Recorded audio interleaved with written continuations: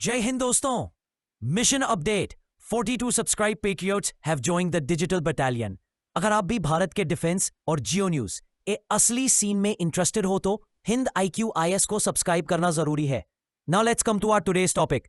अगर आपको लगता है कि बलूचिस्तान में इंसर्जेंसी सिर्फ छोटी मोटी झाड़ियों तक सीमित है तो तैयार हो जाइए एक नए चैप्टर के लिए। ऑपरेशन बाम नाम ही काफी है। BLF ने 9-10 जुलाई 2025 की रात को ऐसा धमाका किया जिसका एको इस्लामाबाद तक सुनाई दिया। 17 कोऑर्डिनेटेड अटैक्स अक्रॉस मकरान से लेके खारन तक, सब कुछ एक ही रात में। स्ट्रेटेजिक लोकेशंस पे सडन स्ट्राइक्स, FC बेसिस को टारगेट बनाना और कम्युनिकेशंस को डिसरप्ट करना।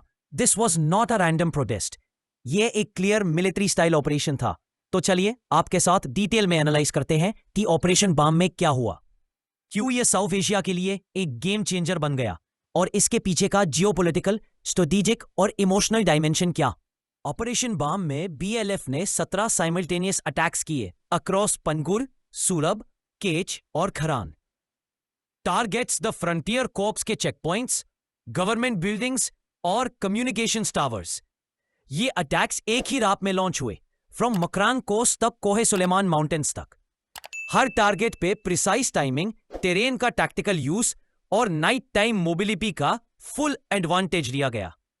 FC के कमांड यूनिट्स पर हेवी फायर हुआ, कुछ एरियाज में टेम्पररी कंट्रोल भी एस्टैब्लिश हुआ। कम्युनिकेशन नेटवर्क्स डिसेबल करने के लिए टेलीकॉम टावर्स को टारगेट किया गया।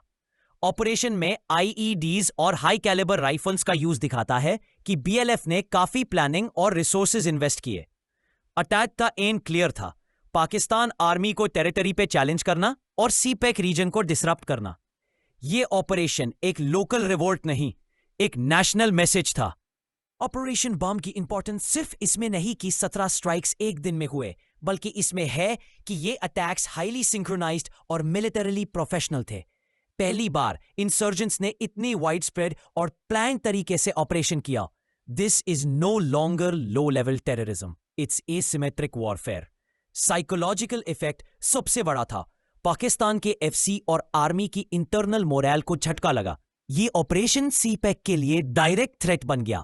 टेलीकॉम डिसरप्शन, रोड ब्लॉकेड्स और गवर्नमेंट बिल्डिंग्स पे असॉल्ट का मतलब है कि PLF अब स्टेट स्ट्रक्चर्स को डिसमेंटल करना चाहता है।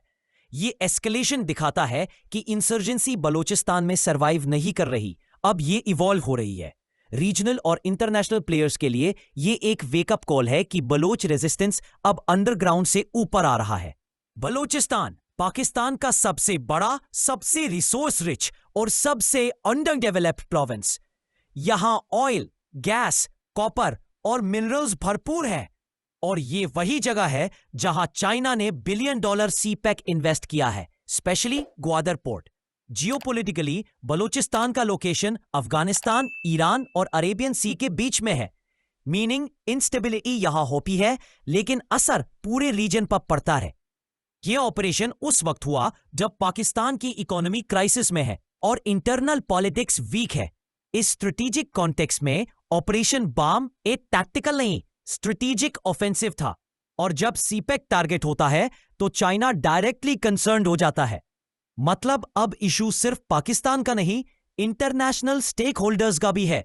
Balochistan is no longer just an internal problem, it's becoming South Asia's strategic fault line. BLF Balochistan liberation front 1964 में स्टार्ट हुआ था बाय जुम्मा खान मारी, बट रियल कमबैक 2004 में हुआ अंडर डॉक्टर अल्लाह नजर बलोच। ये ग्रुप बलोच नेशनलिज्म के साथ मार्क्सिस्ट आइडियोलॉजी फॉलो करता है, आजादी और सोशो इकोनॉमिक इक्वालिटी के लिए लड़ रहा है। ऑपरेट्स मोस्टली इन सदर्न और वेस्टर्न बलोचिस्तान, मकरान, केच और अवारन उनके की जोन्स हैं। BLF का मेन स्टाइल है गेरिल्ला वॉरफेयर, IEDs, एम्बुशेस और सरप्राइज रेड्स। फंडिंग काफी हाइब्रिड है, Baloch diaspora donations, local taxation और इलीगल स्मगलिंग रूट्स। ये ग्रुप कभी कभी BRAS के अंडर BLA के साथ कोऑर्डिनेशन भी करता है। मोस्ट इंपॉर्टेंट, BLF ने ऑपरेशन बाम के थ्रू अपनी कैपेबिलिटी और रीच को साबित कर दिया है। अब ये एक अंडरग्राउंड मिलिटेंट ग्रुप नहीं रहा, it's now a regional resistance force. Operation Baam से पहले काफी बिल्डअप हो चुका था। मई 2025 में ऑपरेशन हीरो 2.0 के अंडर BNF और BLA ने ऑयल कॉन्वॉयज, सिक्योरिटी पोस्ट और सीपीईसी प्रोजेक्ट्स पे कोऑर्डिनेटेड स्ट्राइक्स किए। मार्च में अवारन डिस्ट्रिक्ट में इंफ्रास्ट्रक्चर सबोताज हुआ। अप्रैल से जून के बीच 8 एम्बुशेस हुए आर्मी कॉन्वॉयज पे, clearly indicating testing grounds for larger ops. Kharan और तुर्बत में यूथ रिक्रूटमेंट हाई हो गया और यूनिवर्सिटी स्टूडेंट्स पे आईएसआई का सर्वेलेंस भी बढ़ गया। सबसे क्रूशियल डेवलपमेंट यह था कि बीएलएफ ने अपने इंटरनल नेटवर्क्स एक्टिवेट किए। वीडियो मैसेजेस, पैम्फलेट्स और underground mobilisation. Operation Baam was not random, it was a military culmination of weeks of preparation, logistics and grassroots coordination.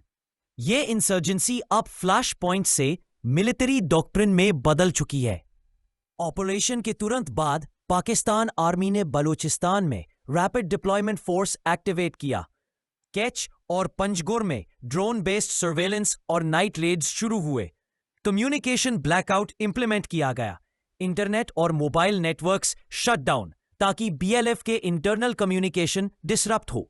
27 suspected operatives arrest हुए और security forces ने house to house searches start की। Media को strictly direct किया गया to under report incident, लेकिन visuals social media पे leak हो गए। पीएमओ ने सीओएएस और इंटीरियर मिनिस्ट्री के साथ इमरजेंसी मीट किया और बॉर्डर सिक्योरिटी को अलर्ट लेवल पे शिफ्ट कर दिया। लेकिन ग्राउंड रियलिटी में सिविलियन फियर ज्यादा है और control come. Pakistan is struggling with both perception and territory. Pakistan का रिस्पॉन्स नेक्स्ट फेज में और अग्रेसिव होगा। अज़्मे इस्तेहकाम ऑपरेशन एक्सपैंड किया जाएगा with more drone deployments और temporary bases in South Balochistan. ISI और MI को क्रॉस बॉर्डर कैंप्स पे फोकस करने का टास्क दिया गया है। इंटेलिजेंस इनपुट्स सजेस्ट ईरान और अफगानिस्तान बॉर्डर्स के पास BLF का मूवमेंट स्ट्रांग हो रहा है। सोशल मीडिया और स्टूडेंट एक्टिविज्म पे क्रैकडाउन इंटेंसिफाई होगा। सर्वेलेंस टेक्नोलॉजी अपग्रेड और फेशियल रिकॉग्निशन यूज भी कंसिडर हो रहा है। लेकिन हर मिलिट्री एस्केलेशन का काउंटर इफेक्ट होता है और सिविलियन एलियनेशन भी इंक्रीज हो रहा है। अगर पॉलिटिकल एंगेजमेंट नहीं हुआ तो बीएलएफ और ज्यादा लोकल सपोर्ट गेन करेगा। This is a military puzzle with no easy fix. BLF के स्पोक्सपर्सन मेजर गुआहराम बलोच ने ऑफिशियल स्टेटमेंट दिया जिसमें कहा गया operation Baam is the beginning of a new dawn in the liberation war.